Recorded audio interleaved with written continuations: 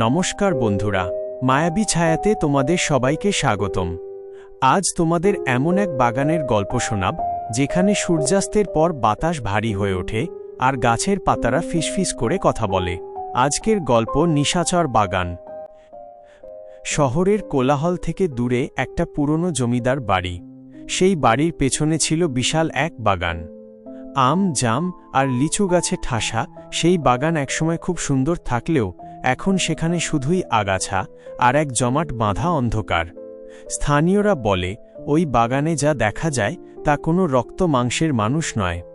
তিন বন্ধু অর্ক, সায়ন আর বিপ্র সাহস দেখিয়ে ঠিক করল তারা ওই ভুতুড়ে বাগানে এক রাত কাটাবে। হাতে টর্চ আর মনে রোমাঞ্চ নিয়ে তারা বাগানের ভেতরে ঢুকল। রাত তখন প্রায় 12টা। হঠাৎ করেই চারপাশটা নিঝুম হয়ে গেল। ঝিঁঝি পোকার ডাকও যেন এক নিমেষে বন্ধ। অর্ক খেয়াল করল বাগানের মাঝখানে একটা পুরনো আমগাছের নিচে কেউ একজন পিঠ দিয়ে বসে আছে। সাদা শাড়ি পরা এক নারী মূর্তি। সায়ন ফিসফিস করে বলল, হয়তো কেউ পথ হারিয়েছে।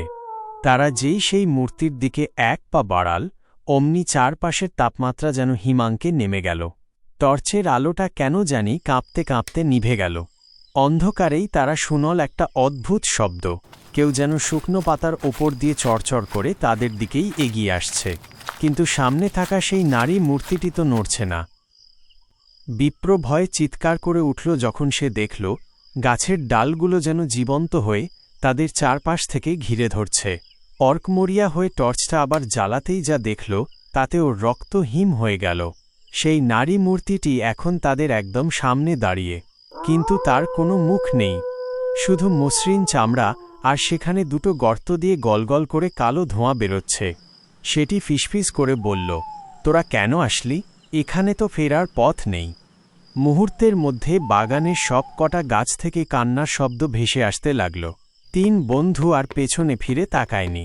তারা যে কিভাবে কাঁটাতার টপকে মেইন রোডে পৌঁছেছিল সেটা আজও তাদের কাছে এক রহস্য। অর্ক, সায়ন আর বিপ্র যখন প্রাণপণে দৌড়াচ্ছিল তখন তারা একটা অদ্ভুত জিনিস খেয়াল করল। প্রায় 10 মিনিট দৌড়ানোর পরও তারা সেই একই পুরনো আম গাছটার সামনে ফিরে আসছে। যতবারই তারা বাগানের গেটের দিকে যাওয়ার চেষ্টা করছে, জঙ্গলটা যেন আরও ঘন হয়ে যাচ্ছে। হঠাৎ সায়ন থমকে দাঁড়াল। সে বিড়বিড় করে বলল, আমাদের মধ্যে একজন কম কেন? অর্ক পেছনে তাকিয়ে দেখল সায়ন ঠিকই বলেছে। তাদের সাথে থাকা বিপ্র সেখানে নেই, অথচ একটু আগেই সে তাদের ঠিক পেছনেই ছিল। তারা চিৎকার করে বিপ্রকে ডাকতে শুরু করল, কিন্তু বনের দিক থেকে কোনো উত্তর এল না। শুধু দূর থেকে একটা খিলখিল হাসির শব্দ ভেসে এল, যে হাসিটা কোনো মানুষের হতে পারে না।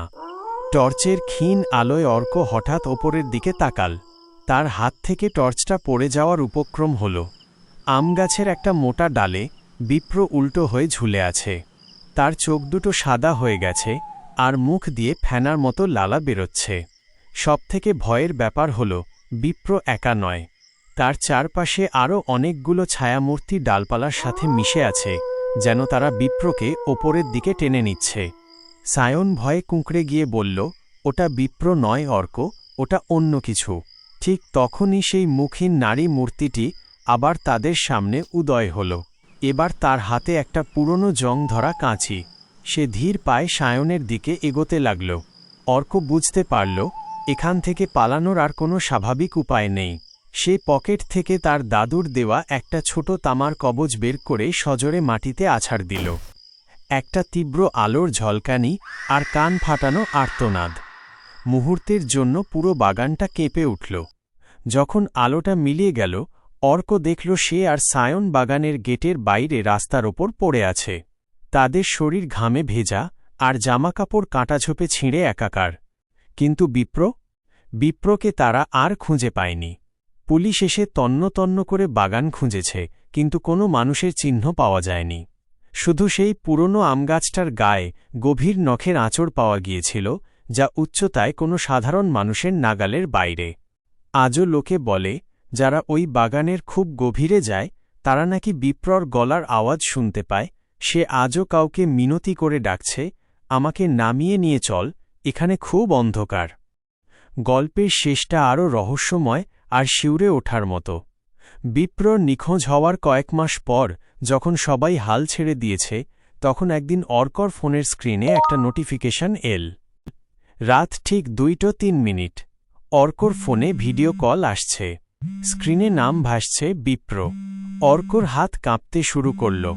বিপ্রর ফোন তো সেই বাগানেই হারিয়ে গিয়েছিল, আর পুলিশও ওটা খুঁজে পায়নি। ভয়ে ভয়ে অর্ক কলটা ধরল। স্ক্রিনটা প্রথমে ঝাপসা ছিল, শুধু অন্ধকারের মধ্যে কিছু একটা খসখস করার শব্দ শোনা যাচ্ছিল। তারপর ক্যামেরাটা একটু স্থির হল। অর্ক দেখল বিপ্র সেই পুরনো আমগাছটার নিচে বসে আছে, কিন্তু তার গায়ের চামড়া ফ্যাকাশে সাদা, আর চোখের মণি দুটো একদম গায়েব। বিপ্রর ঠোঁট নড়ল না, কিন্তু ফোনের স্পিকার দিয়ে একটা ভাঙা গলায় আওয়াজ এল, তোরা আমাকে ফেলে চলে গেলি? এখানে খুব একা লাগে রে, চিরদিনের জন্য বন্দী। হঠাৎ বিপ্রর পেছনে সেই মুখহীন ছায়াটি ভেসে উঠল। সে তার লম্বা হাড়গিলে হাত দিয়ে বিপ্রর কাঁধ চেপে ধরল। বিপ্র যন্ত্রণায় চিৎকার করতে চাইল, কিন্তু তার মুখ দিয়ে কোনো শব্দ বেরোল না। ভিডিওটা কাঁপতে কাঁপতে বন্ধ হওয়ার ঠিক আগের মুহূর্তে অর্ক দেখল বাগানের সেই হাজার হাজার গাছের ডাল থেকে শত শত মানুষ ঝুলে আছে, যাদের সবাই কোনো না কোনো সময় ওই বাগানে হারিয়ে গিয়েছিল। পরদিন সকালে অর্কর মা তাকে নিজের ঘরে অজ্ঞান অবস্থায় উদ্ধার করেন। অর্ক সুস্থ হলেও তার স্মৃতি থেকে ওই রাতের ঘটনাগুলো আবছা হয়ে গেছে। কিন্তু আশ্চর্যের বিষয় হল, তার পিঠের ওপর ঠিক সেই আমগাছের ডালপালার মতো একটা অদ্ভুত কালশিটে দাগ পড়ে আছে, যা কোনো ওষুধেই সারে না। আজও সেই মায়াবী ছায়া ঘেরা বাগানটা ওখানেই আছে। যারা ওই রাস্তা দিয়ে রাত করে যাতায়াত করে, তারা নাকি মাঝে মাঝে ফোনের সিগন্যাল হারিয়ে ফেলে। আর যদি কপাল খারাপ হয়, তবে কারো কারো ফোনে অজানা নম্বর থেকে একটা ভিডিও কল আসে। বন্ধুরা, মায়াবী ছায়ার এই বিশেষ পর্বটি আজ এখানেই শেষ করছি। মনে রেখো, কিছু রহস্য সমাধান না হওয়াই ভালো।